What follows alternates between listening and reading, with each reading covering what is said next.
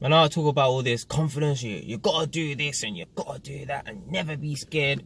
You know one thing I'm scared of? This is gonna sound really contradictory. I'm scared of failure.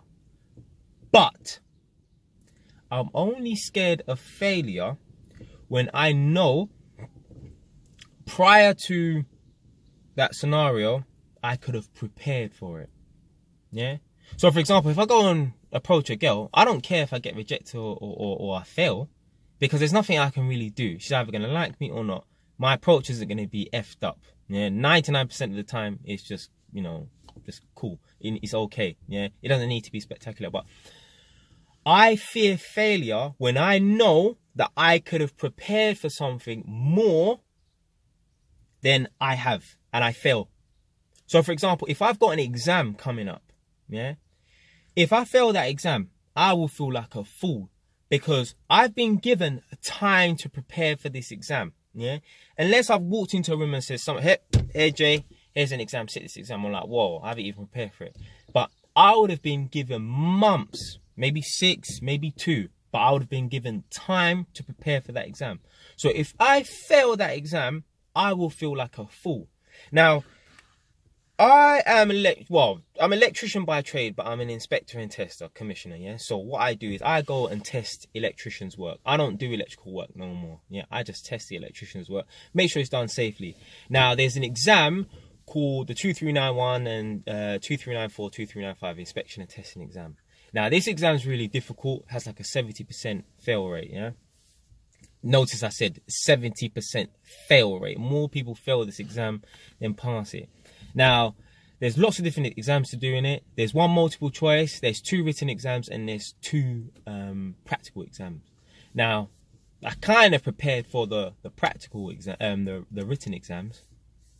I was doing all right, you know, revising here and there, like quite consistent revising, but it wasn't as consistent as it could be, you know. So anyway, sat the exam, thought I did all right, came out, and then afterwards, a few weeks later, about 3-4 weeks later, I called up my tutor at college to see how I, you know, done in the exam. Now, bearing in mind, I've never failed the exam before. Yeah, in school, for GCSEs, I failed ICT and RE because I didn't care about those. But Maths, English, Science, never failed, yeah, because I always prepare. Anyway, called up my tutor now. I'm like, yeah, you're right, Roger. It's so-and-so. Obviously, I'm not going to bear out my government name on this. And he was like, yeah, let me just get your results. Now, he's checking down the list. Probably has a list of names on the left and then the results on the right. So I'm just thinking, yeah, you know, cool. He's like, oh, unfortunately, you weren't successful this time. You failed. I said, what? I said, nah, you're joking. He said, no, I'm serious. I said, you're joking. He said, I'm serious. Now, I had to go into college a few days later because I was still sitting the course. So whilst I was on the course, I was still doing exams. It was a lengthy course, about 6 months, and there were exams throughout the course. Yeah? So I didn't believe him. I was shocked. I did not believe him. I thought he was lying because I never failed an exam before. And I felt as if, you know, I'd done enough, which I hadn't, evidently. Now, I could have failed by 1 mark, yeah? But if you're 1 mark out, you still fail, yeah? You know, I'm not going to take my certificates to people and say, oh, yeah, you know, I could have passed. I was just 1 mark out. No. A fail is a fail, yeah? Even if it's by 1 mark or if it's by 10, yeah? A fail is a fail, right? If it's by 1 mark, you definitely shouldn't have failed that because you was right there, but maybe you just didn't put enough work. So I went into college and I said, let me see that paperwork because I honestly believed that I couldn't fail. He showed me. It said fail next to my name. But I was shocked. But you know what? That flicked a switch in my head, you know? And I thought to myself, this is not happening again. This could not happen again. So from that day, because the resit exam was about 5 months in advance, so I was like, flipping out.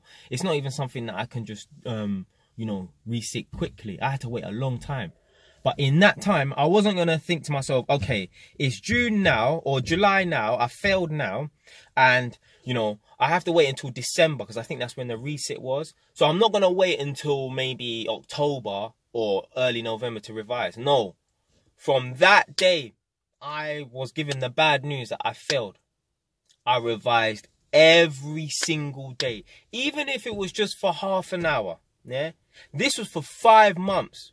Now I'm serious. That I'm very disciplined when it comes to things like this. I took it seriously. I take failure seriously if I could do something about it to not fail. Yeah. So if I could have passed or been successful in a situation and I fell, it's down to me. Yeah. I feel like a fool for not preparing.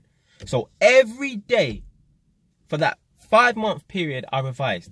Now, there was maybe about 5 or 6 days that I didn't do any revision. Maybe I was out all night or whatever, or I was too busy to do half an hour. Now, you would say to yourself, well, how can you be too busy to do half an hour? Stuff happens and we are human beings, yeah? But every day, apart from those 5 occasions, obviously, 5, 6 occasions, I revised every day, even if it was just for half an hour. I was not messing around. I was not failing that exam again. So, yeah, I was revising, like, even on my lunch breaks at work, yeah, I'll go to Tinseltown. I'll sit there because I made like a revision sheet of what I need to revise and stuff. I had this book called the Guidance Note 3. It's basically the inspection and testing book that you revise from. You need to know that book inside out, right? Not word for word, but you need to be familiar with that book. And it's not one of those silly exams where you allow the book in the exam neither, yeah? That is basically your Bible. So every day, I was revising. Lunch breaks. Even if it was just half an hour that day, I would try and schedule it in somehow. Yeah. This Caribbean restaurant I always used to go to on a Sunday for like an all-you-can-eat buffet. I used to go in there, sitting there for an hour with my revision list that I made. Revising. Sat that exam. Yeah. I came out of that exam really confident.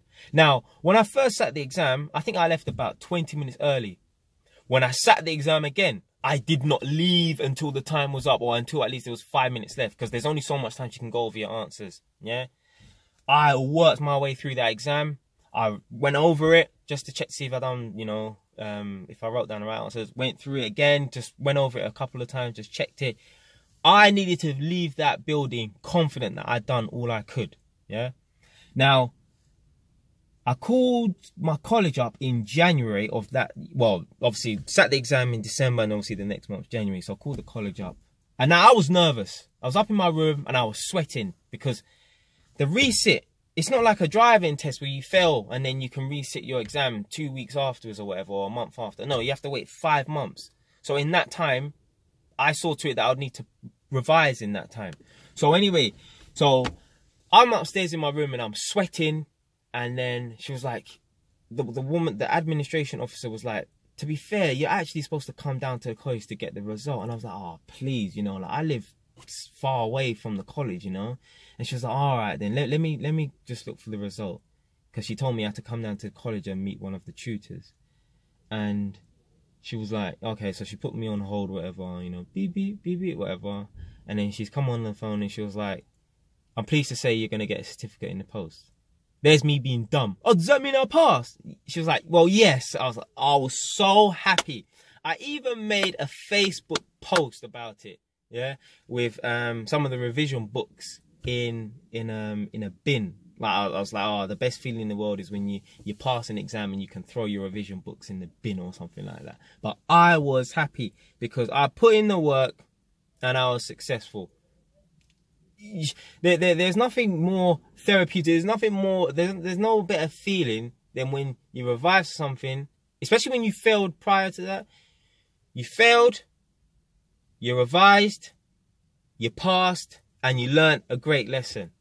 So if you've got an exam coming up now, it doesn't matter if you're in uni or college or whatever. Yeah, you make sure you put in that work. So you go into that exam confident, so you can't fail. Yeah, because if you fail that exam, if you've been given an exam, yeah, and you've got 2 months to revise for this exam or whatever, and there's a book that you are supposed to learn from, if you don't learn everything in that book and you fail, you only have yourself to blame, because that exam is based on that book.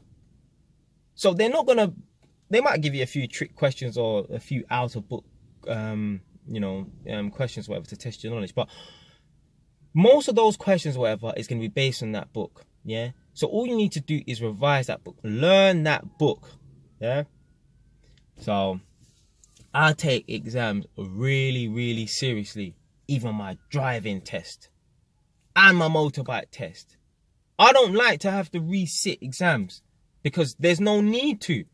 So when I was doing my driving lessons and stuff, I was revising hard. Like obviously, like let's say the theory test and that, I was revising hard, revising every single day. Driving practical test. Obviously, there's only so much practice I can have because you know there is a thing called money and there's a cost of exams and stuff, but cost of lessons. But yeah, I was putting in the work, putting in the work. If you want results, you need to put in the work. End of story. If you like the video, subscribe. If you don't like the video, change your station.